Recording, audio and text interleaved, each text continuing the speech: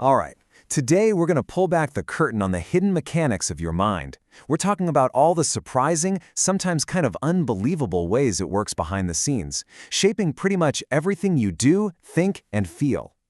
So, what if I told you that your mind can invent memories out of thin air, or make you like someone for no logical reason at all? And get this, it can even make decisions seconds before you're even aware of them. We're about to dive into the hidden psychological facts that really shape who you are. So first up, let's talk about reality. Because, as it turns out, our brain doesn't just see what's out there. Nope, it actively builds our world. And, sometimes its construction isn't 100% accurate.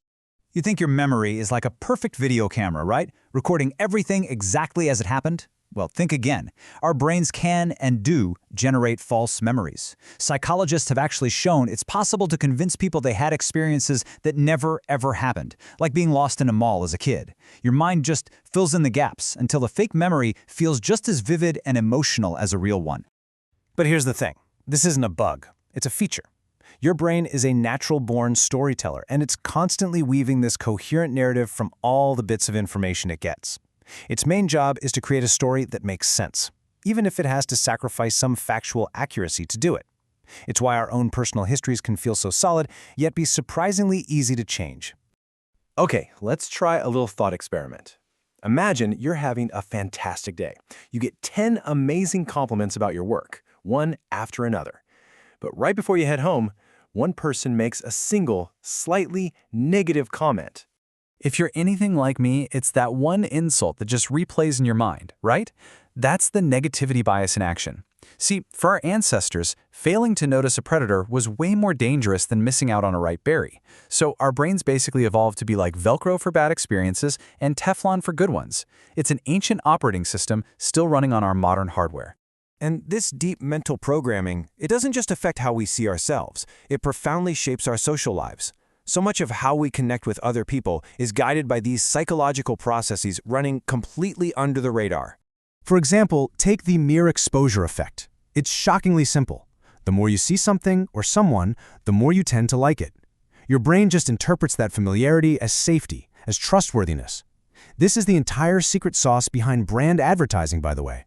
They're not just selling you a product, they're buying up real estate in your brain, building that familiarity until their brand feels like the safe, obvious choice. Now, let's talk about a number. 150. In an age where we can have 1,000 friends online, that seems impossibly small, doesn't it? But this number, it reveals a fundamental, hardwired limit of our social minds. This is what's known as Dunbar's number. The anthropologist Robin Dunbar proposed that our brains just don't have the cognitive capacity, the sheer mental bandwidth, to maintain more than about 150 meaningful, stable relationships.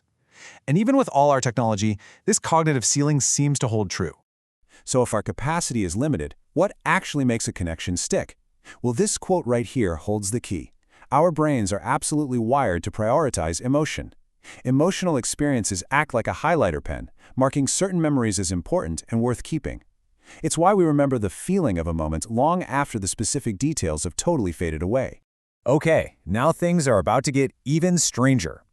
We all like to think we're in the driver's seat of our own minds, right? But a staggering amount of what we do is guided by automatic subconscious processes. This timeline, it represents one of the most mind-bending discoveries in neuroscience. Seriously.